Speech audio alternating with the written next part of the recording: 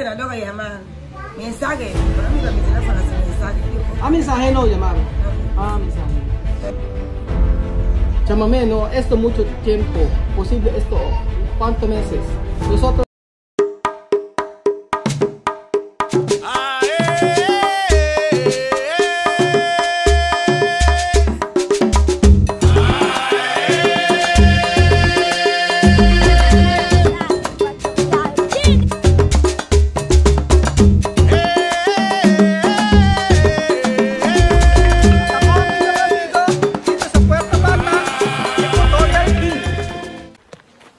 Magandang araw po sa inyo mga amigo.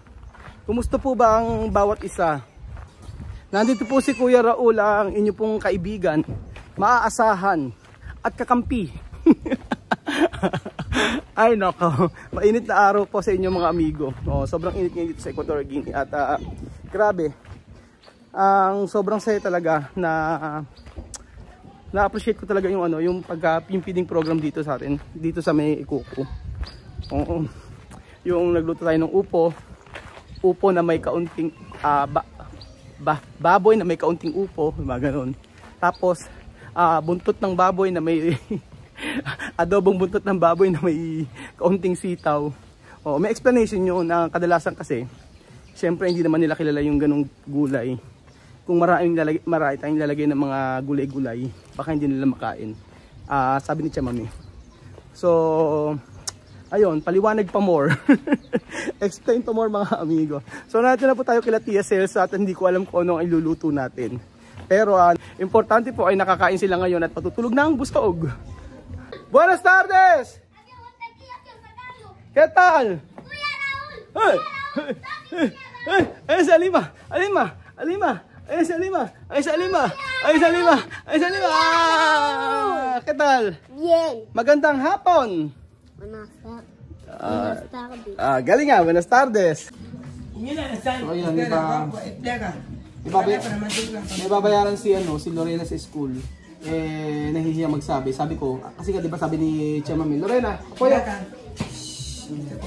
paliligo.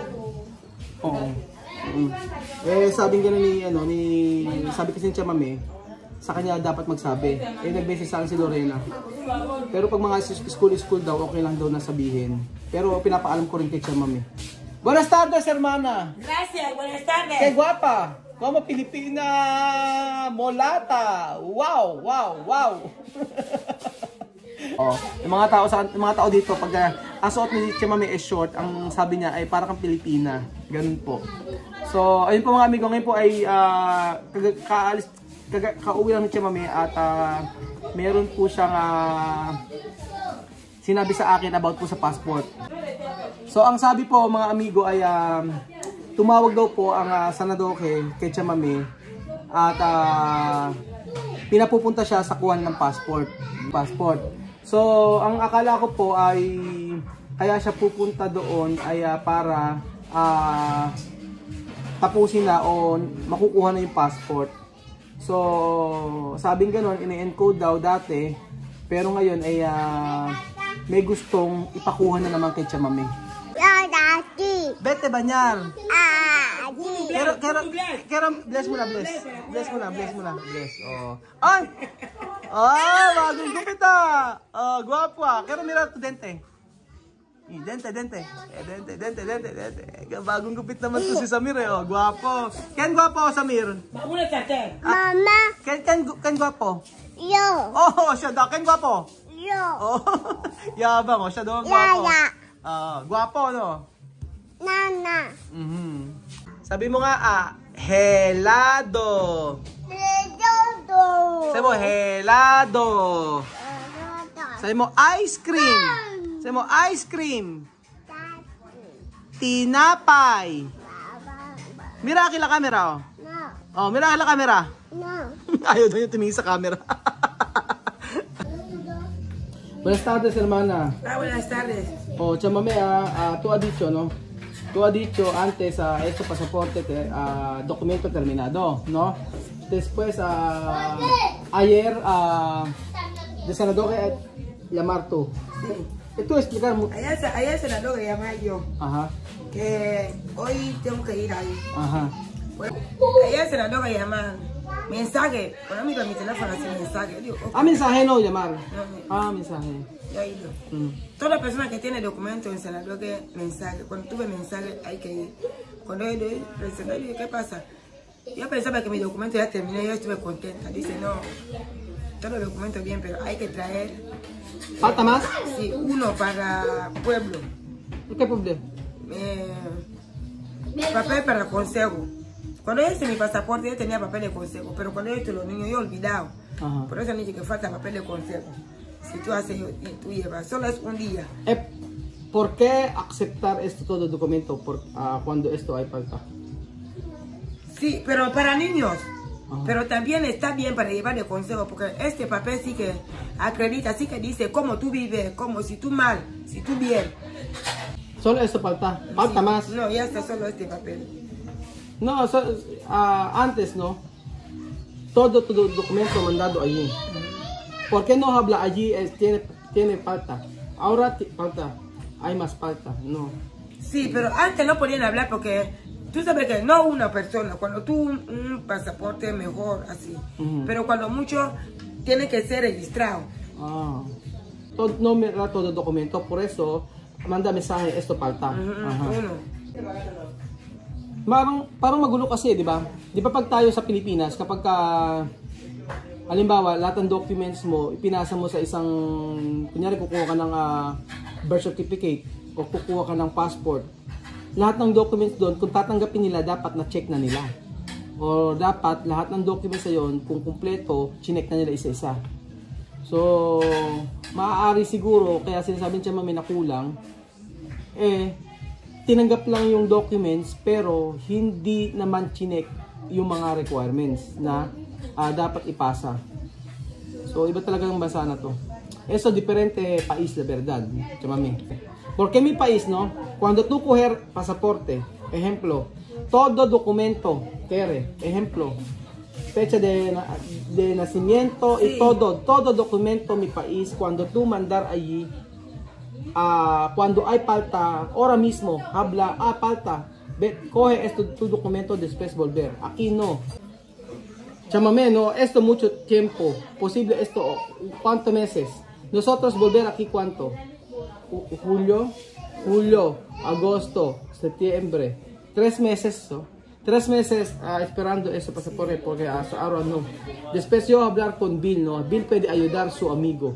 Pero,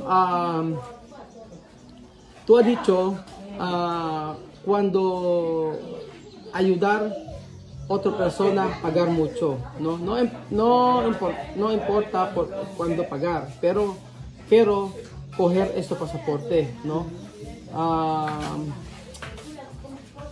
Masyadong masalimuot din pala pagkuha ng passport ng mga bata dito, hindi kagaya sa Pilipinas eh.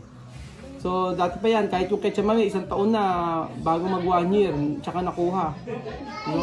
Ang tagal namin ipinila pero may mga kulang-kulang. Tama nga yung sinasabi ng isang Pilipina dito na about sa may passport. Kapag kumuha ng passport daw ang mga lokal dito, talagang pababalik-balikin. So siguro nag-aantay ng bayad, pero sabi ko naman kay Chamame, kung kailangan magbayad na.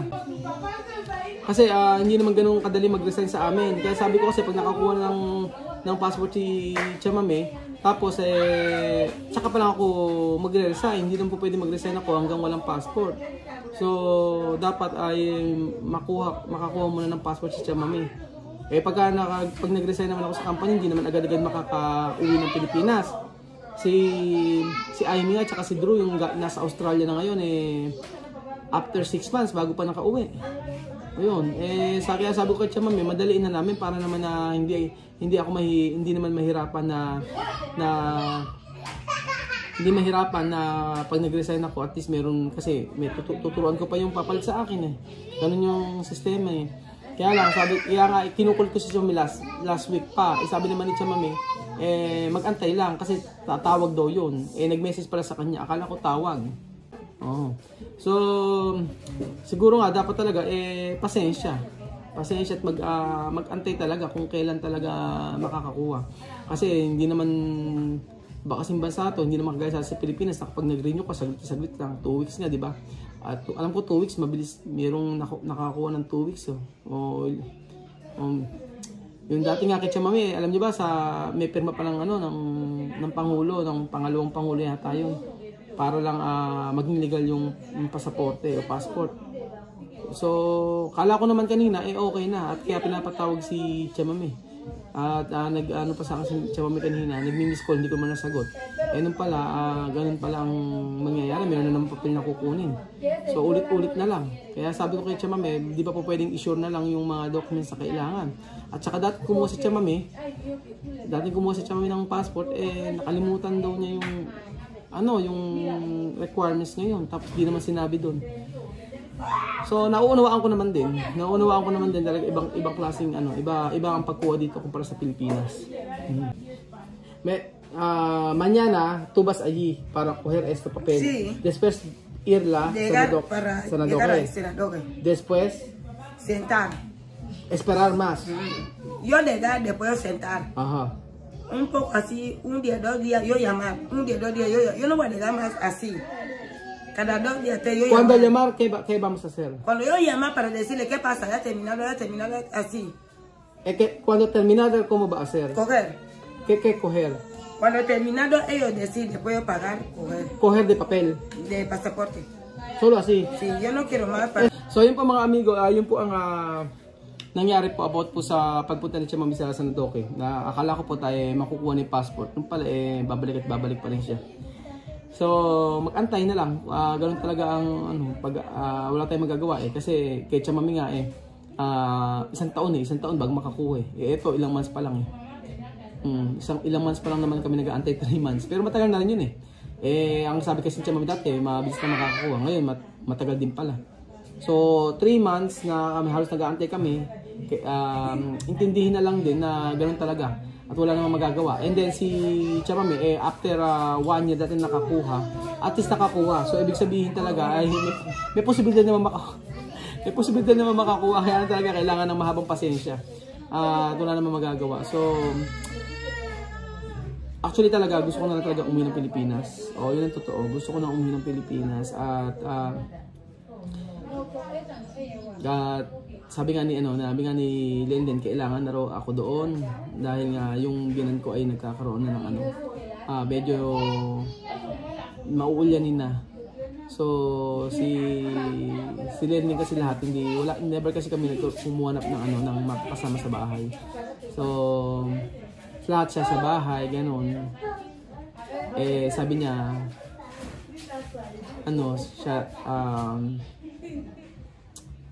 yun nga. Pero sabi nga niya kailangan ng araw ako dun sa Pilipinas.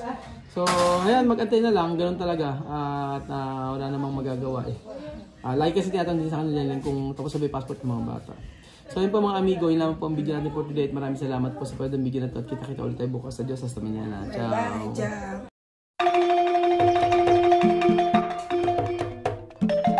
Na-appreciate ko yung paano sila nagdadasal.